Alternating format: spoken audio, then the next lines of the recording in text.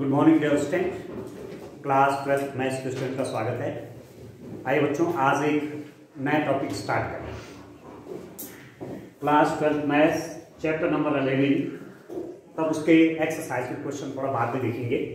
पहले थोड़ा थ्योरी कर लेते हैं। त्रिविमीय ज्यामिति, 3 डायमेंशनल ज्योमेट्री। अभी तक आपने देखिए ज्यामिति आपने क्लास 10 तक की।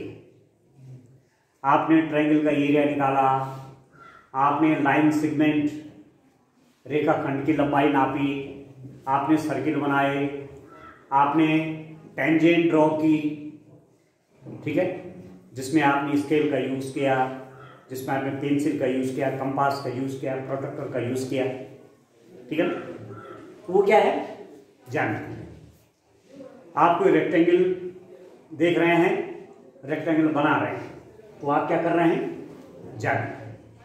ज्यामिति, ज्योमेट्री। आप रेक्टेंगल का एरिया निकाल रहे हैं, तो क्या लिख रहे हैं? लेंथ इंटू ब्रेथ, लंबाई गुणा चौड़ाई। किसके अंदर है? ज्यामिति के अंदर। ठीक हो गया।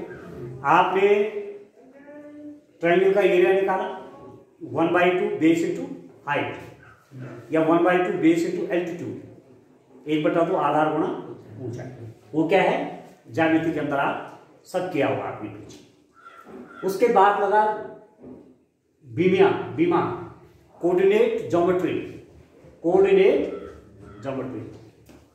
ठीक है। कोऑर्डिनेट ज्योमेट्री में आपने क्या किया? कोऑर्डिनेट्स का यूज किया। आपने 2 डायमेंशनल कोऑर्डिनेट ज्योमेट्री, द्विविमीय निर्देशांक ज्यामिति। ये एक्स एक्सिस है, या आपकी वाई एक्सिस, ठीक है। 2 पॉइंट्स के बीच की आप डिस्टेंस फाइंड आउट करना चाह रहे हैं। ए बी, एक पॉइंट आपका x1, y1 है, और दूसरा पॉइंट है x2, y2। तो ज्योमेट्री में क्या है? ज्यामिति के अंदर क्या होता है? आप स्केल रखेंगे, इसकी लंबाई नापेंगे, ठीक है। पर कोऑर्डिनेट ज्योमेट्री के अंदर, निर्देशांक ज्यामिति के अंदर आप क्या करते हैं?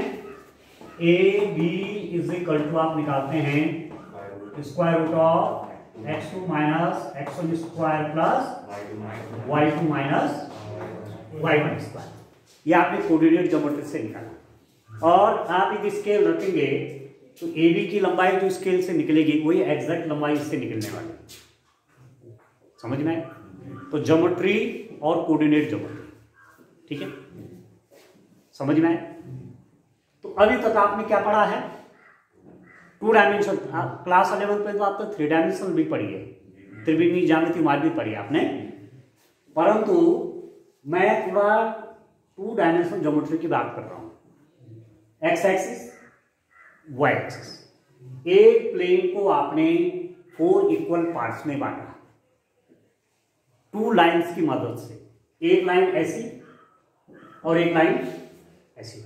ये जो हॉरिजॉन्टल लाइन है, क्षैतिज रेखा है, इसको कहते हैं एक्स एक्सिस। और ये जो ऊर्ध्वाधर रेखा है, वर्टिकल लाइन है, इसको कहते हैं वाई एक्सिस, ठीक है। तो जो कुछ आप ज्योमेट्री आपने क्लास 10 तक पढ़ी, कोऑर्डिनेट ज्योमेट्री, वो 2 डायमेंशनल है, द्विविमीय। आपने फिजिक्स में भी बीमाएं पढ़ी हुई है। बीमा पढ़ी फिजिक्स में? आपने नहीं पढ़ी? फिजिक्स में भी तो बीमाएं पढ़ते हैं आप, डायमेंशंस। तो लंबाई है, चौड़ाई है, ऊंचाई, ये क्या है? इनको कहते हैं बीमाएं, डायमेंशंस, ठीक हो गया। तो 2 डायमेंशन आपने पढ़ा है, लेंथ और ब्रेथ, लंबाई और चौड़ाई। पर माना कोई ऑब्जेक्ट ऐसा आपके पास जिसकी लेंथ और ब्रेथ के अलावा जिसकी हाइट भी है, ठीक है। जैसे आप स्टडी कर रहे हैं किसी फुटबॉल की, यदि आप सर्किल की स्टडी कर रहे हैं, यदि आप सर्किल के बारे में आप जानकारी चाह रहे हैं, एक ऐसा फिगर है, 2 डायमेंशन है, द्विविमीय है।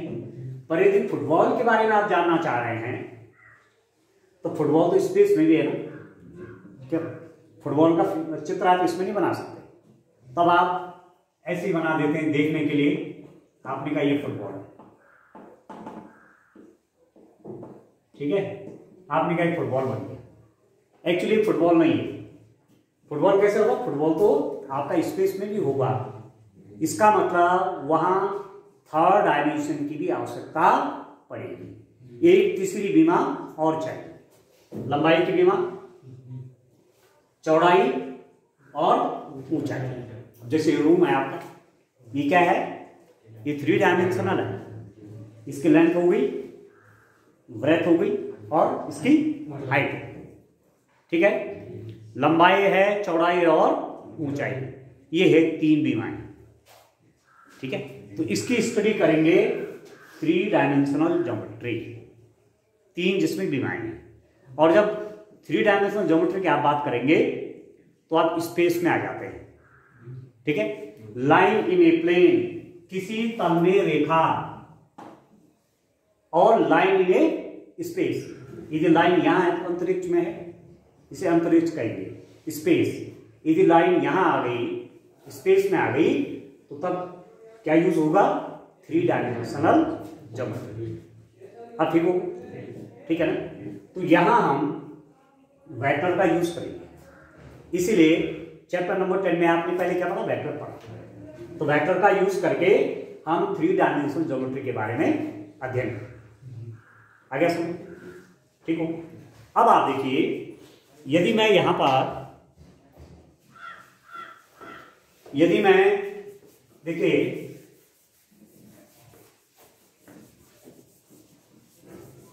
मैं फिगर बनाता हूं इसका, 3 डायमेंशनल ज्योमेट्री, त्रिविमीय अंतरिक्ष। जैसे द्विविमीय तल कहते हैं, तो त्रिविमीय क्या कहेंगे? अंतरिक्ष। ठीक है, मैं बनाता हूं, देखिए एक आपका एक्स एक्सिस हो गया, ये आपकी एक्स एक्सिस है, ये आपकी क्या है? Y axis. ठीक है, तीसरी एक्सिस कहां होगी? ये, समझ रहे? एक्स, वाई और तीसरी एक्सिस स्पेस में आ गई। नहीं आ रहा? समझ आ रही ना? ठीक है ना? तो ये आपकी थर्ड एक्सिस ही आ गई। तो इसको दिखाने के लिए आप ऐसा भी कर सकते हैं कि एक तरफ का ही दिखाएं इस रूप में। आप देखिए,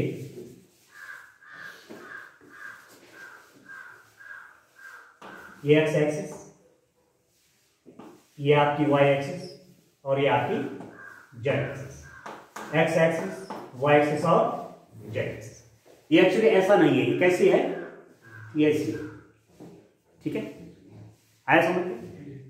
तो अब बच्चों यहां आप क्या पढ़ेंगे? यहां आप पढ़ेंगे 3 डायमेंशनल ज्योमेट्री के अंदर आप क्या पढ़ेंगे? इक्वेशन ऑफ ए लाइन, किसी रेखा का समीकरण। ठीक, और प्लेन का भी। ठीक है, रेखा और रेखा के बीच का angle, angle between line and line, angle between 2 planes, 2 तलों के बीच में कोण, angle between a line and a plane, एक रेखा और एक तल के बीच का कोण पड़ेगा। ठीक है, ठीक है, distance between 2 lines, shortest distance between 2 line, 2 बिंदुओं के बीच की न्यूनतम दूरी, किसी पॉइंट से प्लेन पर परपेंडिकुलर लाइन, ये सब पढ़ेंगे आप इसमें। ठीक हो गया? तो लाइन का कंसेप्ट जो है 3 डायमेंशनल स्पेस में, उसके लिए अब आप देखो, यदि 2 डायमेंशन की बात है तो आप कह सकते हैं कि एक्स एक्सिस से लाइन ने इतना एंगल बनाया, वाई एक्सिस से इतना एंगल बनाया, तो आप लाइन ड्रॉ कर लेंगे। यदि आपको ये बोला गया कि एक लाइन एक्स एक्सिस से 45 डिग्री पे है या एक्स एक्सिस से 30 डिग्री पे है, तो वाई एक्सिस से कितना डिग्री पे होगा? 60 डिग्री पे। तो यहां से 30 डिग्री का एंगल बनाते हुए लाइन खींच लीजिए, तो आपको लाइन मिल गया किसमें? प्लेन में। ठीक है, पर यदि स्पेस में है, अंतरिक्ष में है, तो केवल इतने से काम नहीं चलेगा। आपको देखना पड़ेगा एक्स एक्सिस से कितना एंगल बनाया, वाई एक्सिस से कितना एंगल बनाया, और तीसरी एक्सिस जेड एक्सिस से उतने कितना एंगल बनाया। माना लाइन यहां, ये लाइन है, ठीक है। एक्स एक्सिस से कितना एंगल है, वाई एक्सिस से कितना एंगल है और जेड एक्सिस से कितना एंगल, ठीक हो गया। तो कोई लाइन है, माना मैंने कहा स्पेस में कोई लाइन है ये, तो एल कोई लाइन है स्पेस में, यदि ये लाइन एक्स एक्सिस से अल्फा एंगल, ठीक हो गया, वाई एक्सिस से बीटा एंगल बना रही है और जेड एक्सिस से गामा एंगल बना रही है। This line L makes an angle of alpha with X axis, an angle of beta with Y axis and an angle of gamma with Z axis. तो cos alpha, cos of beta, cos of gamma, आप cos cos कर लीजिए। आ रहा समझ? यदि कोई line X axis से alpha angle बना रही है, वाई एक्सिस से बीटा एंगल बना रही है, जेड एक्सिस से गामा एंगल बना रही है, तो आप cos alpha, cos beta, cos gamma ले लीजिए। तो इनको बोलते हैं दिक कोसाइन। ये मैंने वेक्टर के केस में आपको बताया था, दिक कोसाइन या डायरेक्शन कोसाइंस।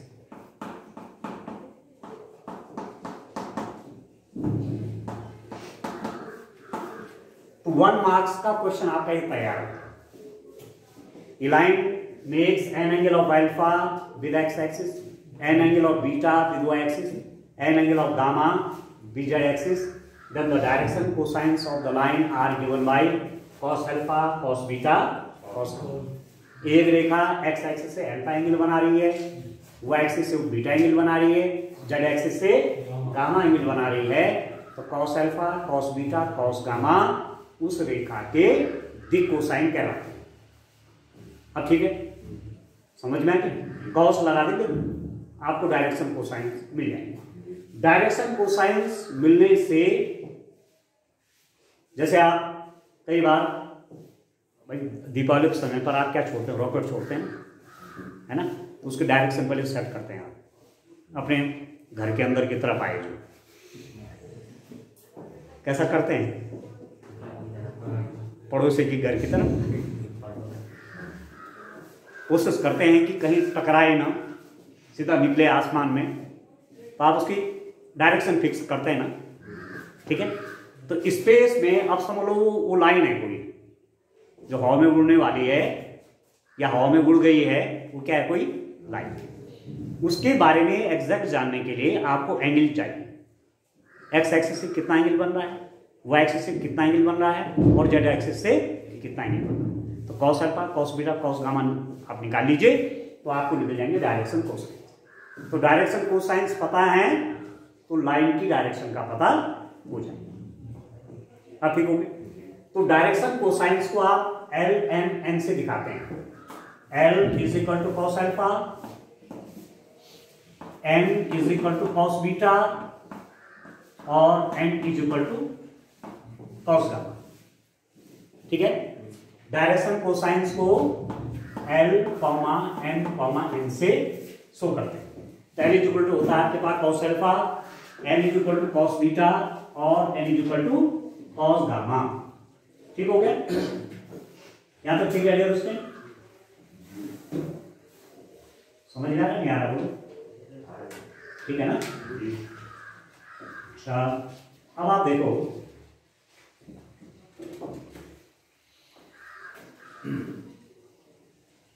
इनमें एक रिलेशनशिप भी आता है। इन एल एन एन में कोई रिलेशनशिप है, तो रिलेशनशिप क्या है? L square plus N square plus N square is equal to 1। L square plus N square is equal to, ये है डायरेक्शन कोसाइंस में संबंध, ठीक है। L square plus N square किया, यदि वो 1 के बराबर आ गया तो आप समझ लीजिए ये डायरेक्शन कोसाइंस है, ठीक है। तो 1 मार्क्स का क्वेश्चन कई बार इस पर भी पूछा है, या तो ठीक हो गया, ठीक है। अब आता है डायरेक्शन रेशियोज। डायरेक्शन रेशियोज, दिक अनुपात। डायरेक्शन रेशियोज क्या है? डायरेक्शन रेशियोज क्या होते हैं? आप देखो, डायरेक्शन रेशियोज को इन जनरल ए, बी और सी से दिखाते हैं। डायरेक्शन कोसाइंस को किससे दिखाते हैं? ए, बी, सी से। ठीक है, आया समझ? ए, बी, सी से दिखाते हैं। और ये भी आप जान लीजिए कि डायरेक्शन कोसाइंस सिंगल होता है, एक ही होता है। एक रेखा का डायरेक्शन कोसाइंस एक, कई नहीं होते। पर जबकि डायरेक्शन रेशियोज आपके किसी रेखा के अनंत हो सकते हैं। समझ में आए? तो डायरेक्शन कोसाइंस और डायरेक्शन कोसाइंस के ही प्रोपोर्शनल जो संख्याएं आ रही हैं, दिक् कोसाइन के समानुपाती जो संख्याएं हैं, उनको क्या कहते हैं? डायरेक्शन रेशियोज कहते हैं। कोसाइंस नहीं, डायरेक्शन रेशियोज। ठीक हो गया? तो मैं किसी टाइम पर कह सकता हूं L over A is equal to L over B is equal to L over C is equal to lambda. L over A, ये L नहीं, ये है N over B और N over C कितना हो गया डियर स्टूडेंट? या का लैम्डा के बराबर। ठीक हो गया? तो यहां से आपको क्या मिला? This implies that L is equal to A lambda, N is equal to B lambda और N इज इक्वल टू कितना? C lambda. ठीक है, L is equal to A lambda, M is equal to B lambda, N is equal to C lambda. L by A is equal to lambda, क्योंकि L और A में जो ratio है वही ratio M और B में है, वही रेशियो N और C में है। और वो जो रेशियो है, वो जो अनुपात है, किसके बराबर है? लैम्डा के बराबर। इसका मतलब कि A, B, C जो हैं, ये डायरेक्शन रेशियोज हैं, दिक् अनुपात हैं। ठीक है, तो दिक् कोसाइन और दिक् अनुपात क्या होते हैं? समानुपाती होते हैं किसी लाइन। तो L is equal to A lambda, N is equal to B lambda, N is equal to C lambda. और एक मैंने रिलेशनशिप आपको ये वहां भी बताया था। कहाँ? जब मैंने वेक्टर अलजेब्रा की थी, L square plus M square plus M square is equal to 1। तो वैल्यू आप रख लीजिए। L square means A square lambda square plus M square means B square lambda square plus N square means C square lambda square is equal to 1। A square lambda square plus B square lambda square plus C square lambda square is equal to 1। तो इसका मतलब ये हुआ कि lambda square common आ जाएगा, A square plus B square plus C square is equal to 1। This implies that lambda square is equal to 1 over A square plus B square plus C square. ठीक है, और lambda की value आप निकालेंगे तो plus minus आ जाएगा 1 over square root of A square plus B square plus C square. ये लैम्डा की वैल्यू आया समझ में? ठीक है डियर स्टूडेंट। तो अब आप देखिए, मैं इसमें रख लेता हूं, मेरे पास L, M, N की वैल्यू आप देखिए कहां से निकालेंगे। आप देखिए,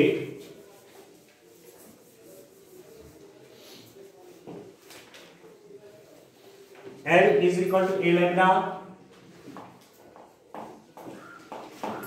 तो L की वैल्यू कितनी होगी? A into lambda. Lambda means plus minus 1 over square root of A square plus B square plus C square. ये हो गया आपके पास plus minus A over square root of A square plus B square plus C square. किसकी value? L की। N क्या है? B lambda है।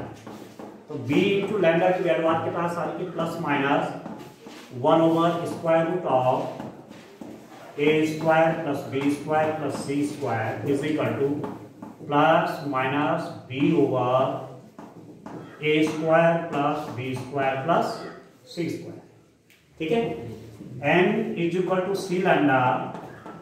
तो C into lambda means plus minus 1 over square root of A square plus B square plus C square. Is equal to ये कितना हो जाएगा plus minus C over square root of A square plus B square plus C square. अब समझ में आ गया? तो क्या रिजल्ट आया देखिए। अब मैं इसको समराइज करता हूं। देखिए आपके लिए 1 मार्क्स के क्वेश्चन के लिए 1 मार्क्स के क्वेश्चन आपका ठीक से हो जाए तो मेरा कहने का मतलब यह है कि यदि ए बी सी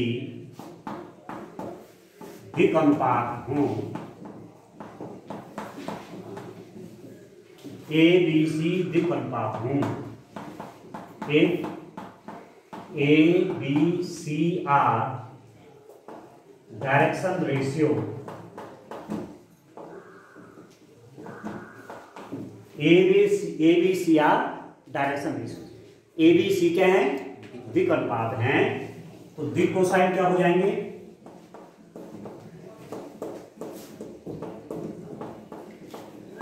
डायरेक्शन कोसाइंस,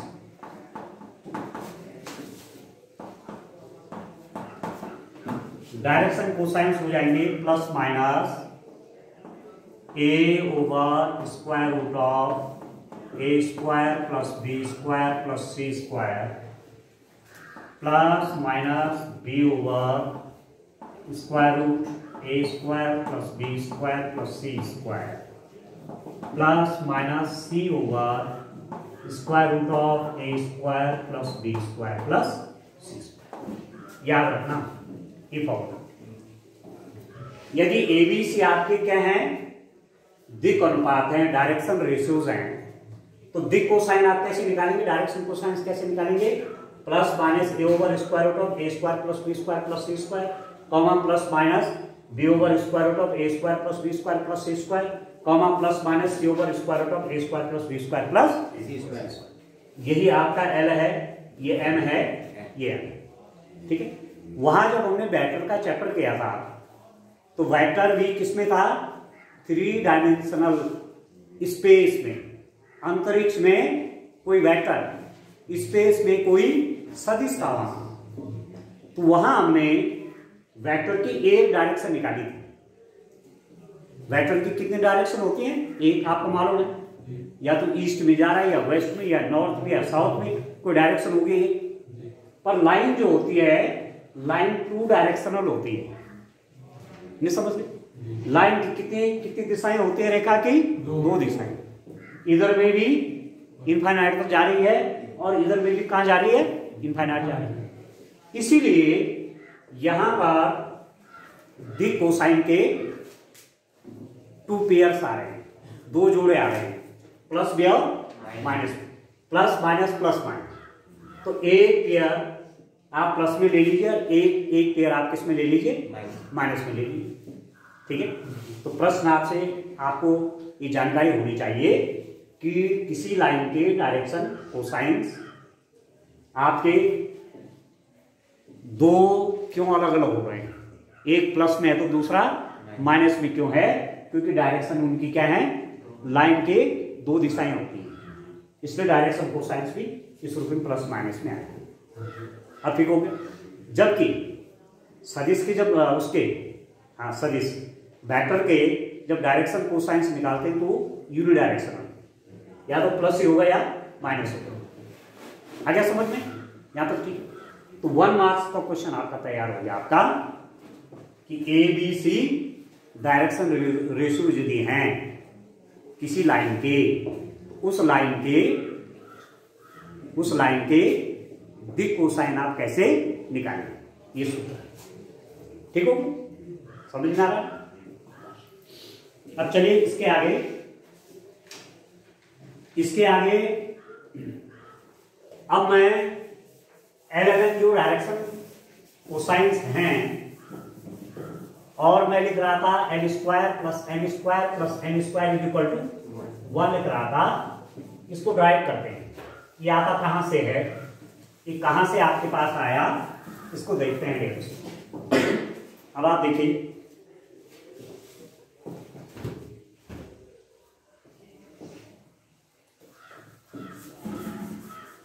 तो ध्यान से समझिए, देखिए ये बड़ा इंपॉर्टेंट चैप्टर है। वेक्टर और 3 डायमेंशनल ज्योमेट्री को मिला करके कितने मार्क्स की मैथमेटिक्स बनती है? 17। सोचो अब, ये 2 चैप्टर आपने कर दिए तो 17 मार्क्स की मैथमेटिक्स आपको एग्जाम में मिल जाएंगे, ठीक है ना? तो इसलिए 2 चैप्टर तो आप तैयार कर लो पहले। आया समझ में? 17 मार्क्स और बड़े आराम से करेंगे, समझा के। वेक्टर आपने, मुझे लग रहा आपको आए गए होंगे वेक्टर, ठीक से प्रैक्टिस कर लीजिए बढ़िया सा, ठीक है? और इसको और ये चैप्टर और वेक्टर मिला करके 17 मार्क्स, समझ लो। तो 17 मार्क्स की मैं आपको बता रहा हूं वेक्टर और 3D, और 13 मार्क्स की आपकी क्या आती है? मैट्रिक्स और डिटरमिनेंट। कितना हो गया? कितना हो गया है भाई? इतनी देर क्यों लग रही है? 17 प्लस 13 में ये जोड़ रहा है, कॉपी में जोड़ रहा है। हाँ अच्छा, 30, ठीक। और 6 मार्क्स का क्या? लीनियर प्रोग्रामिंग, तो 36 हो गया। तो 5 चैप्टर जो ये हैं, इससे जो एक पास की लाइन होती है ना, उससे बच्चा क्रॉस करेगा। अब उसके बाद तो 60 के लिए करिए, फिर 70, 80, 90 इस रूप में करिए आप। तो पहले 5 चैप्टर बाद कंप्लीट करिए। 5 में से हमारे कितने हो गए? 4 हो गए, 5 और उस रूप में ना, जो मैं 36 की बात बता रहा हूं। तो 5 चैप्टरों में से 4 कंप्लीट हो, ठीक हो? तो चलिए, मेरे पास ये कोई लाइन है, ये कोई लाइन है आपके पास, ठीक है?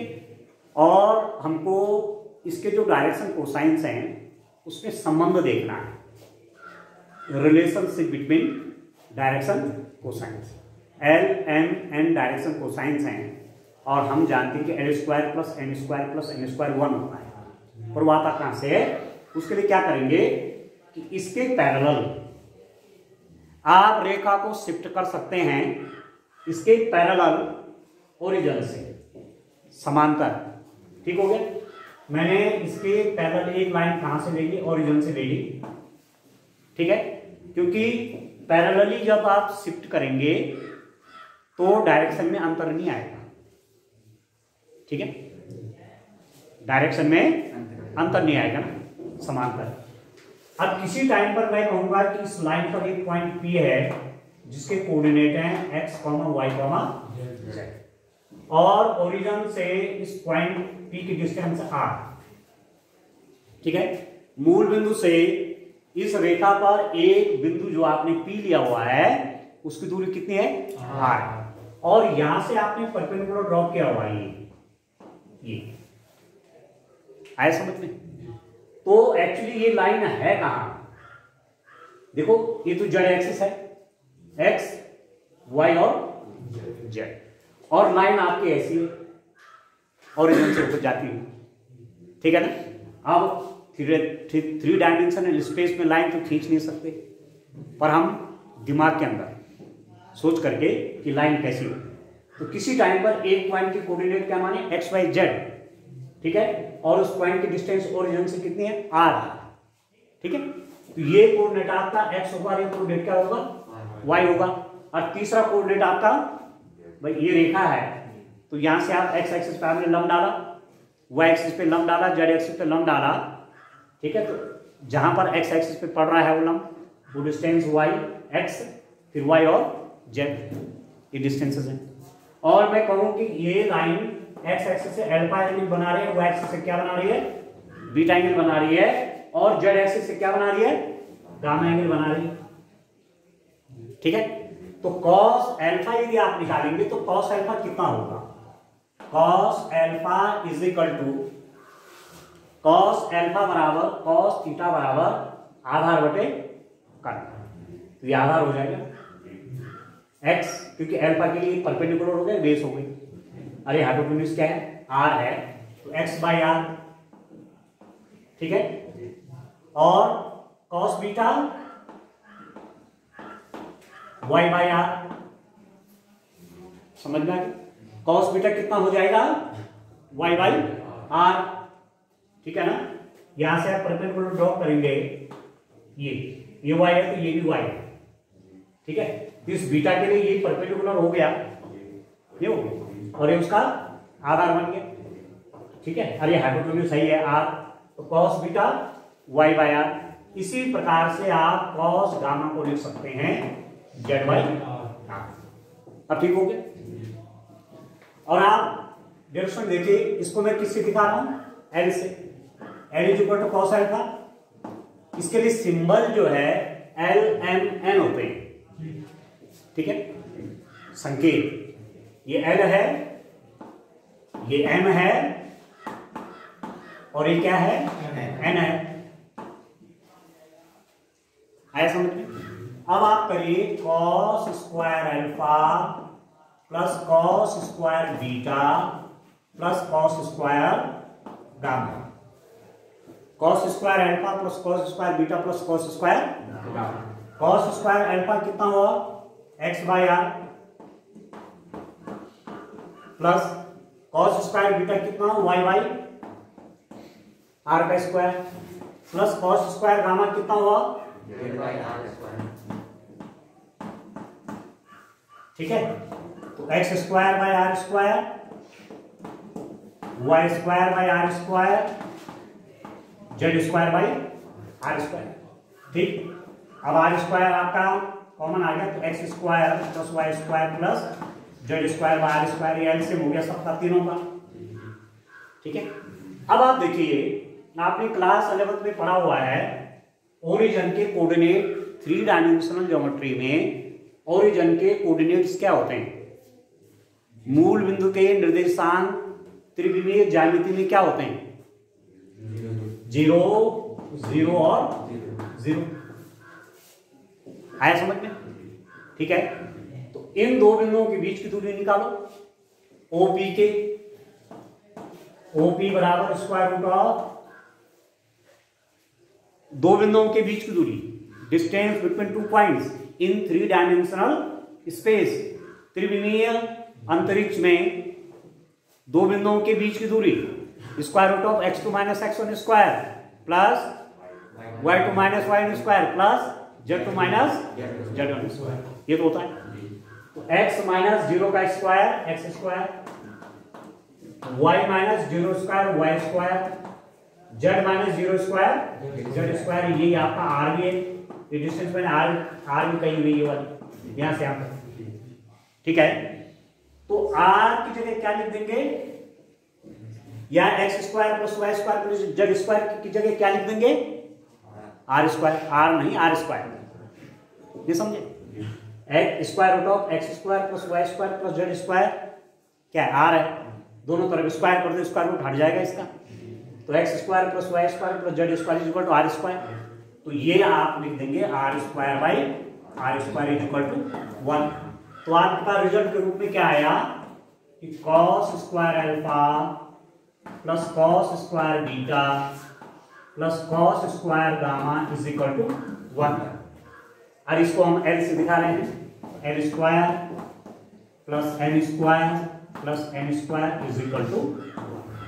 तो 2 मार्क्स का कभी आपको ये भी पूछा जा सकता है।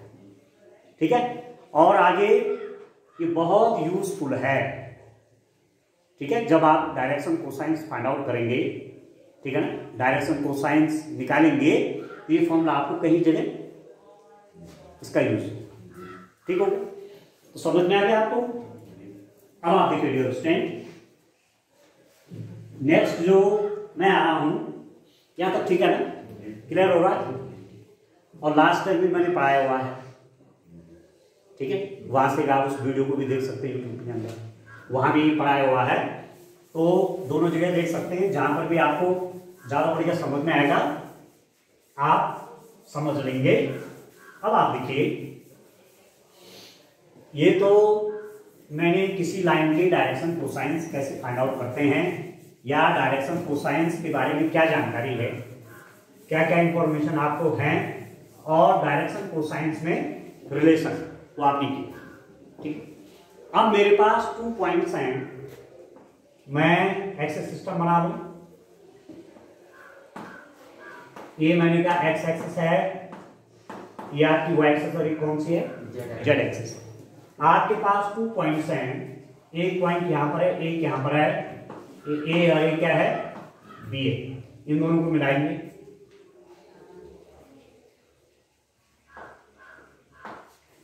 ठीक है। इस ए के कोऑर्डिनेट कितने हैं, x1, y1, z1, और बी के कोऑर्डिनेट कितने हैं, x2, y2, z2, ठीक है। इन दो पॉइंट्स को मिलाने वाला जो लाइन सेगमेंट होगा, ठीक है, उसके दिक् अनुपात कैसे निकलेंगे और दिक् कोसाइन कैसे निकलेंगे, आया समझ में आ रहा है, नहीं आ रहा है? तो ए बी को आपने मिलाया, तो मैं डियर स्टूडेंट यहां से भी परपेंडिकुलर ड्रॉ कर लेता हूं, और यहां से भी मैंने किया, यहां से भी परपेंडिकुलर ड्रॉ करिए, या इसको पी क्यू मान लेते हैं, आप बुक में पी और क्यू है उस हिसाब से कर लेते हैं, ठीक हो गया। किसी टाइम पर ये लाइन सेगमेंट एक्स एक्सिस से एल एंगल बना रहा है, ठीक है ना। हमने ये कहा 2 पॉइंट हैं, कहाँ, स्पेस में। अब जब एक्स वाई जेड हो गया, x1 y1 z1 हो गया, it means this point is in space. x2 y2 z2 means this point is in space. अंतरिक्ष में आपने 2 बिंदुओं को मिलाया, ठीक है, पी क्यू, 2 बिंदुओं को मिलाया जिनके कोऑर्डिनेट्स ये दिए हुए हैं। अब इस पी क्यू के क्या निकालने हैं, डायरेक्शन रेशियोज भी निकालने हैं और डायरेक्शन कोसाइंस भी चाहिए, समझ में आ रहा आपको, ठीक है। तो किसी टाइम पर देखो डियर स्टूडेंट, देखो आपका x1 है नहीं, ये यहां से परपेंडिकुलर डाला तो ये x1 है, ठीक। ये आपका x2 कोऑर्डिनेटर पहला वाला, इसका मतलब यहां से यहां कितना है, x2 है, यहां से यहां तक x1 है, यहां से यहां तक क्या है, x2 है। तो यदि ये निकालोगे तो ये कितना हो जाएगा, x2 माइनस x1। आप तो नहीं आ रहा समझ, हाँ कोई यही हो कि कहीं और हो, जेब से हाथ बाहर निकाल दो ऐसे में क्यों मार रहा हूँ मैं, ऐसे में हो जाएगी पढ़ाई, जेब में हाथ डालना। भाई यहां से यहां तक x2 है और यहां से यहां तक x1 है, तो ये कितना हुआ, x2 माइनस x1 हुआ, ठीक। अच्छा, यहां से यहां तक y2 है और दूसरा कोऑर्डिनेट क्या है, y है ना, ये y एक्सिस। यहां से यहां तक y2 है, यहां से यहां तक y1 है, तो ये कितना हुआ, y2 minus y1, y2 minus y1, ठीक है। अब माना ये PQ x एक्सिस से अल्फा एंगल बना है, y एक्सिस से बीटा एंगल बना रहा है, y एक्सिस से बीटा एंगल बना रहा है, उसको बीटा मान लीजिए, और z एक्सिस से कितना एंगल बना रहा है, गामा बना रहा है। यहां से ये z एक्सिस है, यहां से एंगल कितना है, z, ठीक है। अब cos अल्फा यहां से निकालिए, cos of alpha is equal to कितना, ये अल्फा है ना, बोलो आप cos अल्फा, आप बताओ cos alpha is equal to,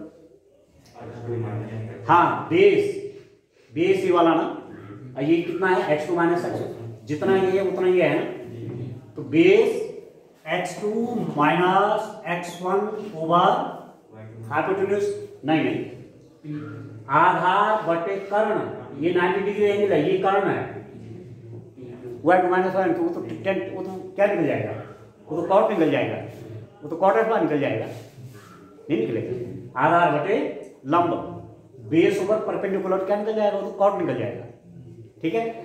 मैं क्या कर रहा हूं आपसे, cos alpha base over hypotenuse, और हाइपोटेन्यूज है PQ, कारण उसका PQ है, ठीक। cos बीटा, अब यहां से आप इसको ज्वाइन करेंगे, यहां से आप ज्वाइन कराएंगे, तो ये जो हाइट है ये है y2 माइनस y1, तो cos beta base over hypotenuse y2 minus y1 by, P Q, और कॉस ऑफ गामा इसी प्रकार से लिख देंगे Z2 minus Z1 over P Q. ठीक है, और पी क्यू क्या है, पी क्यू बताओ, पी क्यू कितना है, बोलो बोलो, square root of x2 minus x1 square plus y2 minus y2 square plus distance between 2 points, दो बिंदुओं के बीच की, x1 y1 z1 है, x2 y2 z2 है, b की निकल जाएगी। तो ये जो निकले cos alpha cos beta cos gamma, ये क्या है,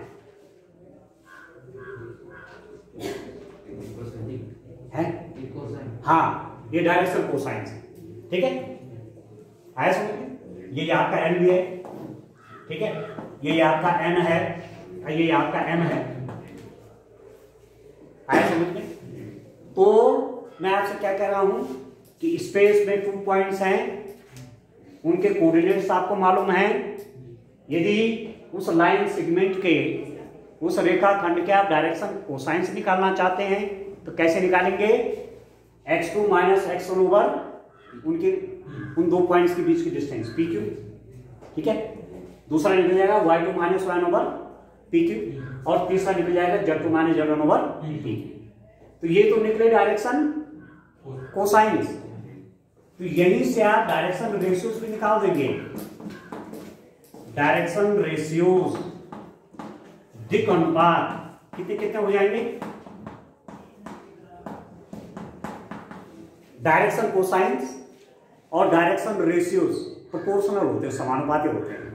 अब इसमें पी क्यू में यदि हटा दूं तो यही आपके डायरेक्शन रेशियोज बन जाएंगे, जो समान है इनमें तीनों हटा दीजिए। जैसे कहीं पर लिखा हुआ है 2:4:6, तो आप चाहो 2 से काट दो, 1:2:3 है, जो अनुपात है वही अनुपात ये है।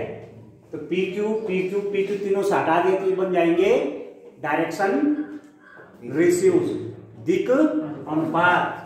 ये बन जाएंगे stand x2 minus x1 comma y2 minus y1 comma z2 minus, ये क्या बन गए, दिक् अनुपात, डायरेक्शन रेशियो ABC। अब ठीक हो गए, क्लियर है। तो ये कुल मिला के पहले एक्सरसाइज में आपके लिए फॉर्मूले मैंने टोटल डिटेल में आपको समझा दिया। ठीक है, क्योंकि बड़ा इंपॉर्टेंट है, लगभग 12 नंबर के क्वेश्चन, 12 मार्क्स के क्वेश्चन भी यहां से आ सकते। यदि वेक्टर से 5 मार्क्स के आएंगे तो यहां से कितने आ जाएंगे, 12 मार्क्स के क्वेश्चन। ठीक हो गया। तो थ्योरी जब क्लियर होती है आपकी, थ्योरी जब क्लियर होती है तो फिर न्यूमेरिकल का ठीक से आइडिया बन जाता है।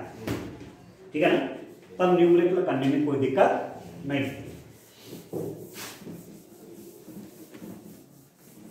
तो चलिए अब मैं एक्सरसाइज 11.1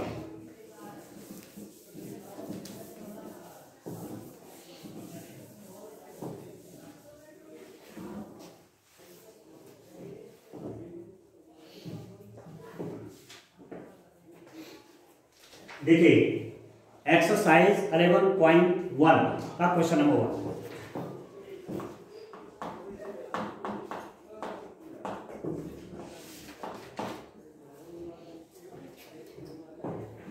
यदि एक रेखा x, y और z अक्ष के साथ क्रमशः 90 डिग्री, 135 डिग्री, 40 डिग्री के कोण बनाती है तो इसकी दिक् कोसाइन ज्ञात करें। ये line makes an angle of 90 degree, 135 degree and 45 degree with x, y and z axis respectively. ठीक है, फाइंड्स इट्स डायरेक्शन कोसाइन। रेखा, ठीक है, x, y, z अक्षों के साथ कितने कितने डिग्री का एंगल बना रही है, 90 डिग्रीज, 135 डिग्री, 135 डिग्रीज, 45 डिग्रीज के कोण बनाती है।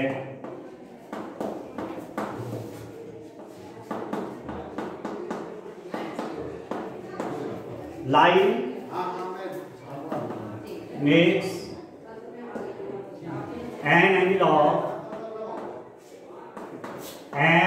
of 90 degrees, 135 degrees and 45 degrees with axis AXIS singular में, x अक्ष, x axis, x dash AXIS, और जब प्लूरल होगा तो AXPS हो जाएगा। ठीक होगी। तो ये line x axis, y axis और z एक्सिस के साथ 90 डिग्री, 135 डिग्री और 45 डिग्री के एंगल बना रही है। इट्स डायरेक्शन कोसाइंस, इसके दिक कोसाइन कैसे निकालेंगे? यदि आप लोगों ने ठीक से थ्योरी सुनी होगी, जो कुछ मैंने बताया, तो बता सकते हैं आप लाइन 90 डिग्री, 135 डिग्री, 45 डिग्री के एंगल बना रही है X axis, Y axis, Z axis से, तो इसके दिक कोसाइन कैसे निकालेंगे? यस, कॉस ऑफ, बोलिए, 90 डिग्री, कॉस ऑफ 135 डिग्री और कॉस ऑफ 1 मार्क्स का क्वेश्चन है ये। ठीक है। कॉस 90 कितना हो गया योर स्टैंड? 0। कॉस 135, कॉस 135 को लिख देंगे आप 90 प्लस कितना 45 ये। अब कॉस 90 प्लस थीटा कितना होता है? Minus sine theta, minus sine 45 हो गया, और साइन 45 कितना 1/2, तो माइनस 1/2 होंगे। ठीक है। और cos 45 plus 1/2 square root of 1/2। Sir वो भी तो क्या चीज रूट ऑफ 2 1 है, आपने 1/2 लिखा है, वो 1/2 माइनस 1/2 ये ना स्क्वायर रूट आएगा माइनस, ठीक है, 0 minus 1 over square root of 2 ये। तो ये आ गया आपके पास, ये L है, ये M है, ये M। और ये देखने के लिए वास्तव में डायरेक्शन कोसाइन है कि नहीं, इनका स्क्वायर करके प्लस करिए, 0 का स्क्वायर 0, इसका स्क्वायर 1/2, इसका स्क्वायर 1/2 आ गया ना 1। तो लाइन के डायरेक्शन कोसाइन निकले। अब ठीक है, दिक कोसाइन निकल गए। आया समझ में? चलिए अब इसका क्वेश्चन नंबर 2 करिए। देखिए क्वेश्चन नंबर 2 देखते हैं डियर स्टूडेंट। आपकी बात समझ में आ रही है? आपको बात समझ में आ रही है ठीक से? तो ध्यान से करें, ठीक है।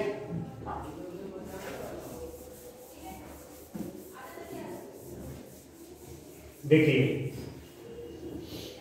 क्वेश्चन नंबर 2,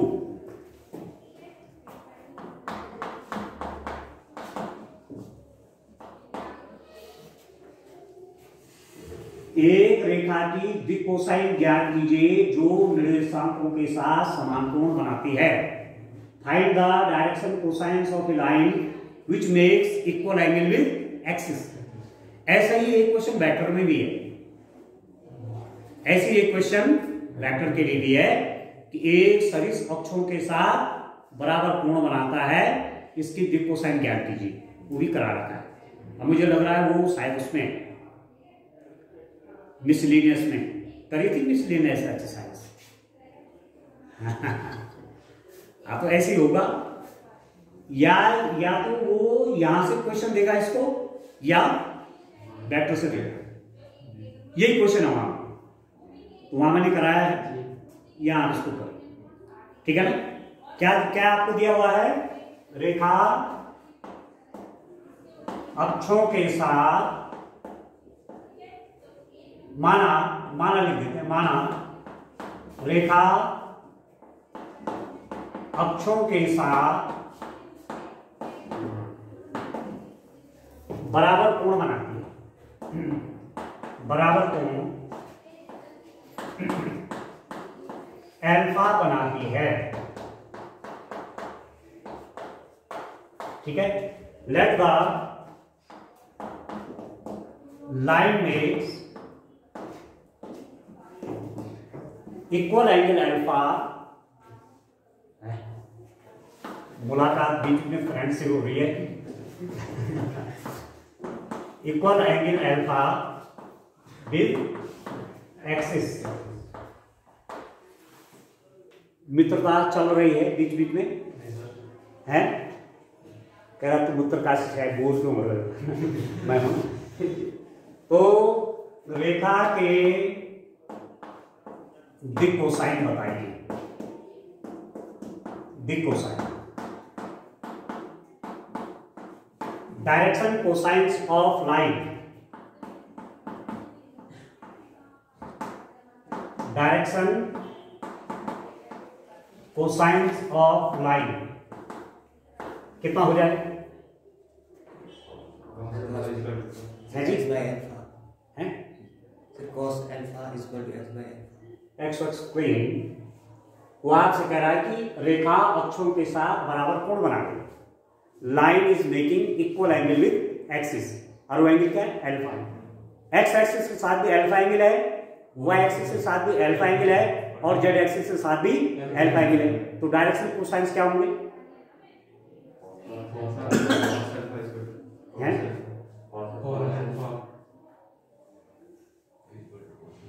आप एक साथ बोल करके क्योंकि घपला हो जाए, पता चला कौन बोल रहा है। एक बोलो कोई साथ साथ। भाई कोई लाइन है,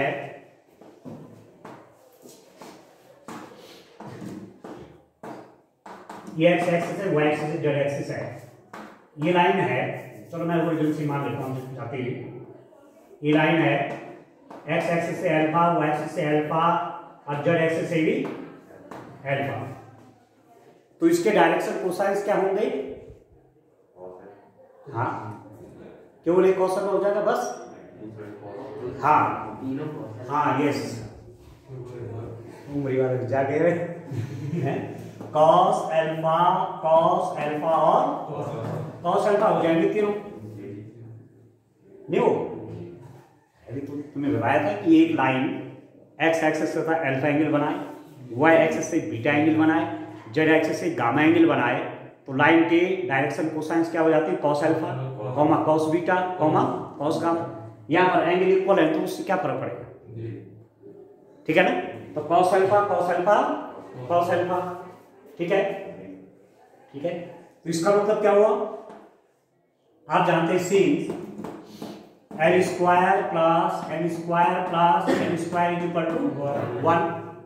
यदि L M N direction cosines हैं तो इनके स्क्वायर का सम किसके बराबर होता है? 1 के बराबर। ये हो जाएगा cos square alpha plus cos square alpha plus cos square alpha is equal to कितना? 1। तो इसका मतलब कितना हो जाएगा बच्चों? 3 कॉस स्क्वायर अल्फा। एक ही फैक्टर 3 बार है, is equal to 1। This implies that cos square alpha is equal to 1/3। तो इसका मतलब हुआ cos alpha is equal to plus minus 1/√3। इसका वर्ग 1 का तो 1 ही होगा, 3 का स्क्वायर/√3 हो जाएगा, तो प्लस माइनस स्क्वायर/√3। तो रेखा के दिक कोसाइन, ठीक है, direction cosines of line, direction cosines of line क्या क्या हो जाएगा dear student? Plus minus 1/√3 comma plus minus 1/√3 plus minus 1/√3। ये हो गया, न्याय समझ में? ये एल हो गया, ये एल हो गया, ये एल। इसका मतलब एक पेयर प्लस में 1/√3 कॉमा 1/√3 कॉमा 1/√3 और दूसरा पेयर -1/√3 कॉमा -1/√3 कॉमा -1/√3, क्योंकि दो दिशाएं होती हैं, मैंने आपको बताया। इधर के लिए प्लस है तो इधर के लिए माइनस है, भाई इस रूप में लिख देंगे। ठीक है ना, आंसर देख इस रूप में करेंगे, ठीक है ना। तो इस क्वेश्चन को आप ठीक से कर लेना, वेक्टर वाले में भी कर लेना। वेक्टर वाले में मैंने करा रखा है, ठीक है। वहां आप प्लस माइनस नहीं करेंगे वेक्टर के केस में, ठीक है ना। वहां स्क्वायर रूट प्लस में ले लेना, ठीक है। या तो प्लस में आएगा या माइनस में आएगा, प्लस में ही ले लेना। चलिए नेक्स्ट क्वेश्चन आता है, यदि एक रेखा की दिक् अनुपात -18, 12, -4 हो तो इसकी दिक् कोसाइन क्या है, ठीक है। तो डायरेक्शन कोसाइंस आपको दिए गए हैं उससे। क्वेश्चन नंबर 3, डायरेक्शन रेशियो दे रखे हैं, रेखा के दिक् अनुपात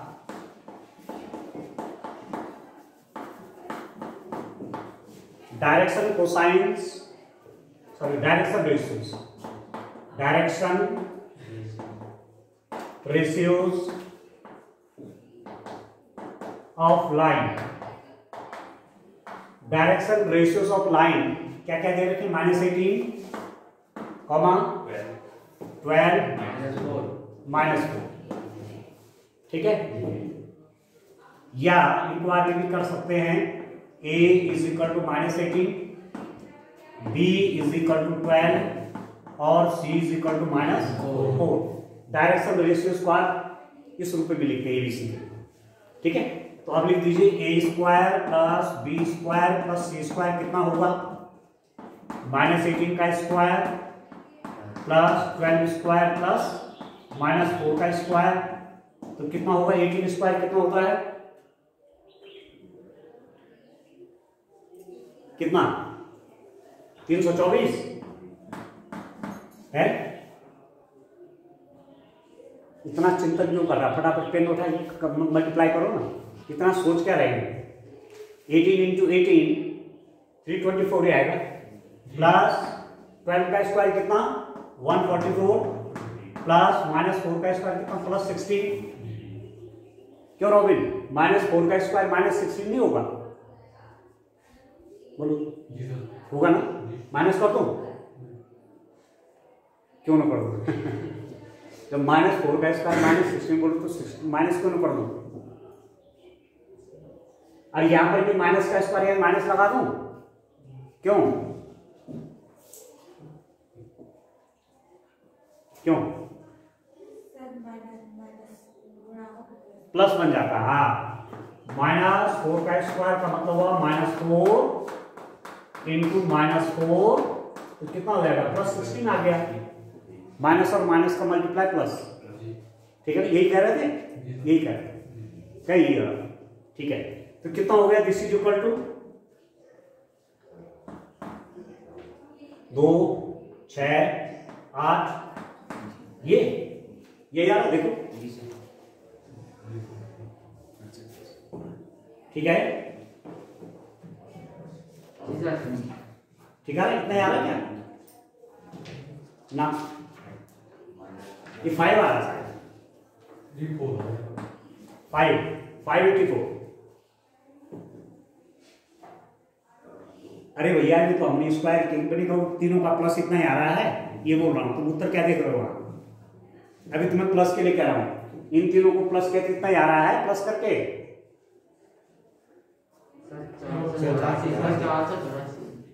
400, हाँ 484। आपने क्या बोला था, ठीक है। अच्छा, अब आप देखो रेखा के दिक् cosine, direction cosines of line, क्या होते हैं बच्चों, क्या पढ़ा आपने, a over square root of a square plus b square plus b over square root of a square plus b square plus c square, c over square root of a square plus b square plus c square. Plus minus पढ़ाना, plus minus पढ़ाना, ठीक है, आया समझ में, आ रहा ना, ठीक है। अब आप देखो, रख दो value, A square plus B square plus C square ये है, यदि मैं इसका स्क्वायर रूट ले लूं तो कितना होगा, ये रख दो, प्लस माइनस कितना है उसमें, A means minus 18 over square root of 484 plus minus B means 12 over square root of 484 comma plus minus C means minus 4 over square root of 484। आया समझ में। अब 484 का स्क्वायर रूट लोगे तो कितना हो जाएगा,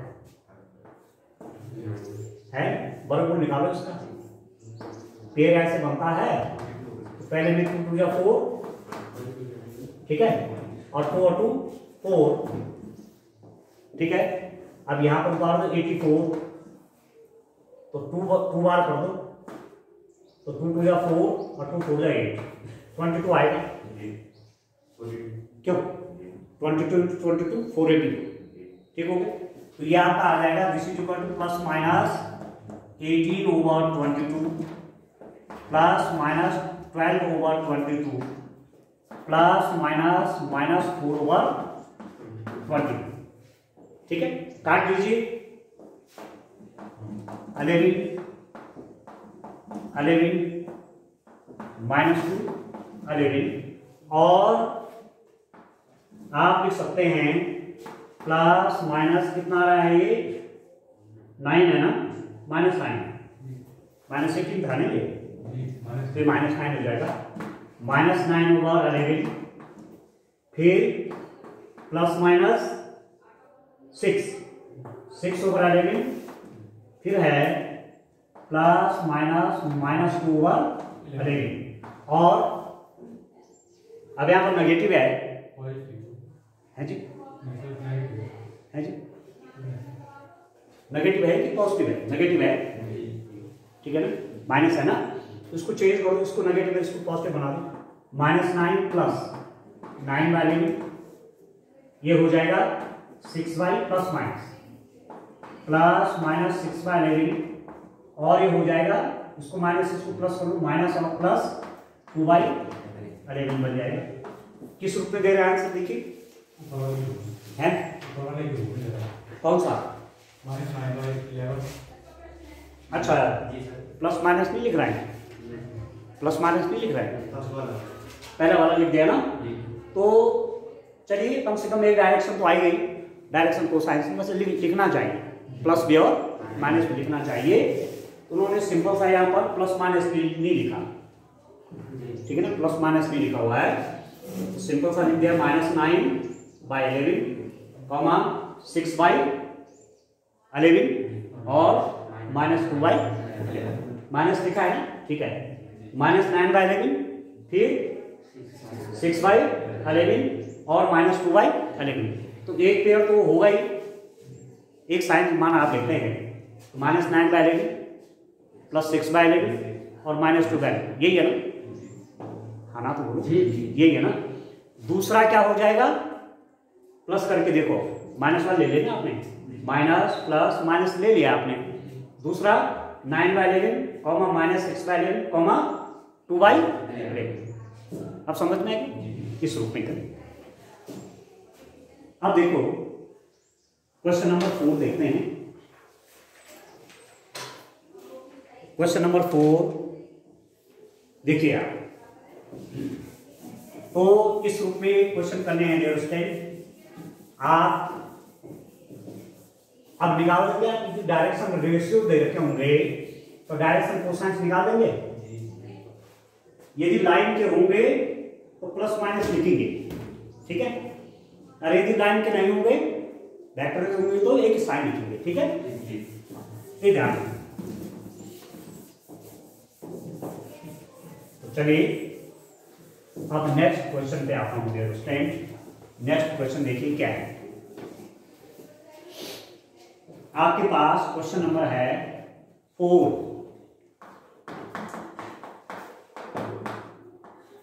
क्वेश्चन 4 क्या है? दर्शाए कि बिंदु 2, 3, 4, -1, -2, 1, 5, 6, 8 क्या है? संरेख। So that the points 2, 3, 4, -1, -2, 1, 5, 8, 7 are collinear. ठीक हो गया? कौन कौन पॉइंट्स आए? बोलिए बिंदु कौन कौन आए? 2, 3, 4, -1, -2, 1, 5, 8 और 7। आपको शो करना है कि पॉइंट्स क्या है? कोलोनियल, संरेख। संरेख मतलब एक ही रेखा में। वहां वेक्टर में भी है ये क्वेश्चन, वहां वेक्टर में भी है, वेक्टर में भी है, ठीक है। तो आप देखिए ये माना 3 पॉइंट्स हैं ए, बी और सी। आपने ए को बी से ज्वाइन किया, बी को आपने सी से ज्वाइन किया। तो एक्चुअली ये तो आपको शो करना है ना कि ए बी सी क्या है? संरेख है, मतलब एक ही रेखा में, एक ही रेखा में, ठीक है। अब ये दिखाने के लिए क्या करेंगे? ए बी के दिक् अनुपात निकालेंगे। अब यहां पर ये है कि आपको याद है कि नहीं, जो मैंने पहले पढ़ाया था, direction ratios of A B. A B के डायरेक्शन रेशियोज कैसे निकलेंगे बताइए? ए और बी के कैसे निकलेंगे? ए बी के, ए पॉइंट है, बी पॉइंट है, कैसे निकलेंगे? हाँ, x2 माइनस x1। तो ये x1 y1 z1 है, ये x2 y2 z2 है। तो x2 माइनस x1, तो -1 -2 कॉमा y2 माइनस y1, तो -2 -3 कॉमा z2 माइनस z1 -2। आपकी समझ में नहीं आएगा? आई एक पॉइंट x1 y1 z है, दूसरा पॉइंट x2 y2 z2 है। ये दोनों पॉइंट आपने मिलाए, जो डायरेक्शन जो लाइन सेगमेंट आया, जो रेखाखंड आया, उसके डायरेक्शन कोसाइंस कैसे दिए जाते हैं? x2 minus x1 comma y2 minus y1 comma z2 minus z2। 1 marks का क्वेश्चन ये भी है एग्जाम के लिए। x2 minus x1 -1 -2 comma -2 -3 comma 1 -4। तो दैट इज, ये कितना हो जाएगा? 1 -2 कितना? रॉबिन, -1 -2 कितना? -3 की +2 -3 -3 रॉबिन, -2 -3 कितना? -5 और 1 -4 कितना? अरे वाह, क्या ठीक हो गया? ठीक है। इसी पेयर को मैं क्या लिख सकता हूं? A1 B1 C1। माना मैंने कहा A1 B1 C1 है, ठीक हो गया। बी सी के दिक् अनुपात निकालिए। अब आर्क तैयार रहे। डायरेक्शन रेशियोज ऑफ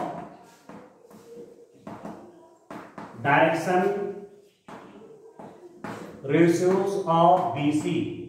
बोलो बोलो आरती, BC के डायरेक्शन रेशियोज बराबर बोलिए। है जी? हाँ, 5 -1, ठीक है, चलो 5 प्लस बोल दें, ठीक है। फिर 8 -2 प्लस हो जाएगा, फिर 7 -2, ठीक हो गया। 1 मार्क्स का क्वेश्चन तैयार हो गया सबका, ठीक है बेटा। दैट इज कितना हो जाएगा? ये +1 बन गया, ब्रैकेट के बाद नेगेटिव साइन, अंदर का साइन बन देगा 6, ये 10, ये कितना? 6। इसको लिख दीजिए A2 B2 और C2। माना मैंने कहा ये जो डायरेक्शन रेशियोज निकले, दिक अनुपात निकले, इसको मैंने A1 B1 C1 कहा, और ये वाले दिक अनुपात को मैंने क्या कहा A2 B2 C2। इसका मतलब A1 is equal to -3, B1 is equal to -5, C1 is equal to -3, A2 is equal to 6, B2 is equal to 10, C2 is equal to 6। तो अब आप निकाल दीजिए A1 बाई A2 कितना होगा डियर स्टूडेंट? -3/6। तो कितना हो गया? -1/2। ठीक है। B1 बाई B2 -5/10, ये भी -1/2, और C1 बाई C2 -3/6, तो कितना? -1/2। ठीक है। अब रिजल्ट क्या मिला? This implies that A1 by A2 is equal to B1 by B2 is equal to C1 by नहीं हुआ? तो A1 बाई A2 भी वही है, B1 बाई B2 भी वही है, C1 बाई C2 भी वही है। इसका मतलब AB व BC के दिक अनुपात क्या है? समानुपाती है। क्यों समानुपाती है? द डायरेक्शन रेशियोज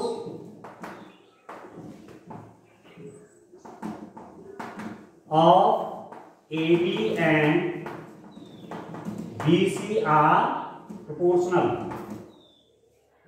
ठीक है। इसका मतलब क्या हुआ?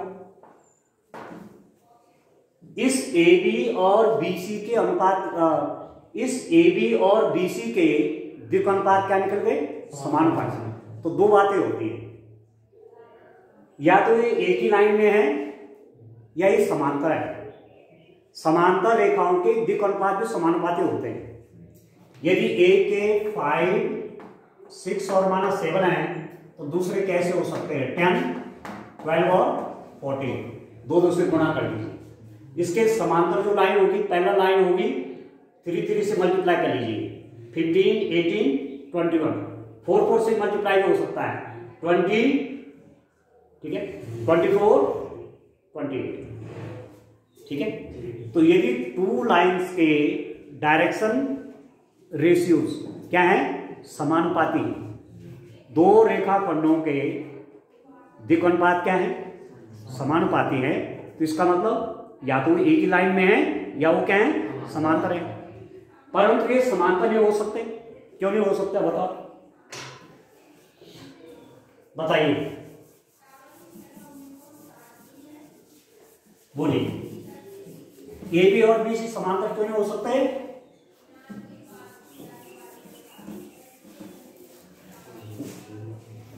देखो, इसका मतलब AB व BC समांतर हैं या एक ही रेखा में हैं। क्यों बच्चों? ठीक है। AB and BC are parallel or are in a same line, पर ये समांतर नहीं होंगे। क्यों? AB व BC समांतर नहीं हो सकते, क्योंकि, बोलो भाई, क्यों समांतर नहीं हो सकते? ये AB और BC समांतर क्यों नहीं हो सकते? क्योंकि B पॉइंट कॉमन है ना भाई। आपने कहा AB, फिर आपने कहा BC समांतर है। एक बिंदु यहां, एक बिंदु, ऐसा हो सकता है क्या? एक पॉइंट दो जगह आएगा? क्यों कह रहा हूं? दो जगह आ सकता है पॉइंट, उन्हें गाली देते हैं। अरे कोऑर्डिनेट है वो। जब आपने -1, -2, +1 किया, कोई फिक्स पॉइंट आ गया हो, अब आप उसको हिला नहीं सकते वहां से। ये नहीं कि वहां मैंने उसको उठा के यहां रख दिया, ऐसा नहीं होता। कोऑर्डिनेट बदल जाता है। इसका मतलब कि B बिंदु, ठीक है, AB और BC समांतर क्यों नहीं हो सकते? क्योंकि बिंदु B दो जगह नहीं आ सकता ना, बिंदु बी क्या है, कॉमन है, ठीक है। ए बी और बी सी समांतर नहीं हो सकते क्योंकि बिंदु बी क्या है, वैडिस्ट है, उसको बोलते हैं कॉमन। बिंदु बी क्या है, वैडिस्ट है, आता है ऐसा तभी होगा, आता है ए बी सी क्या है, सरल। ऐसा तभी होगा जब ये तीनों पॉइंट एक ही रेखा में, ये समझ में आगे ना, समझ में, ये मैंने आपको ये लिख के भी दिखा दिया कि ए बी और बी सी या तो शुरू नहीं हो सकता, या कोई दूसरा पॉइंट, ठीक है ना। तो ए बी और बी सी ये आपके प्रोपोर्शनल तभी होंगे ऐसी स्थिति में जब ये क्या होंगे, संरेख होंगे, क्योंकि बी पॉइंट क्या आ रहा है, कॉमन आ रहा है, ठीक है ना। A B and B C can't parallel because B is common. B is common. AB और BC पैरेलल नहीं हो सकते क्योंकि बिंदु B क्या है, कॉमन है। इसका मतलब A, B and C are collinear. नया समझ में आ गया ना, ठीक है। और क्लास 11 में आपने इसी क्वेश्चन को किया, कैसे, ए बी की लेंथ निकाली दो बिंदुओं के बीच की दूरी से, बी सी की लेंथ निकाली और ए सी की लेंथ निकाली। तो ए सी की लेंथ ए बी और बी सी की लेंथ के सम के बराबर है। तो एक तरीका ये भी है, न्याय समझ आ रहा है। क्लास 11 में आप ऐसे किए, पर यहां पर आप डायरेक्शन कोसाइंस का यूज करें। ए बी के डायरेक्शन कोसाइंस निकालेंगे, बी सी के डायरेक्शन कोसाइंस निकालेंगे, और यदि ए बी की डायरेक्शन कोसाइंस और बी सी के डायरेक्शन कोसाइंस क्या है, समानुपाती है, ठीक है, इक्वल प्रोपोर्शनल में है, तो तब ए बी और बी सी एक ही लाइन में, ए बी सी तीनों पॉइंट क्या हो जाएंगे, सरल, ठीक है। तो इस रूप में ये क्वेश्चन डियर स्टूडेंट आपने कर लिया, ठीक हो गया। तो मुझे लगता है आज के लिए इतना काफी, ठीक है ना। तो इस रूप में काम करेंगे, मेहनत से काम करें, ठीक है। आज के लिए इतना काफी, थैंक यू।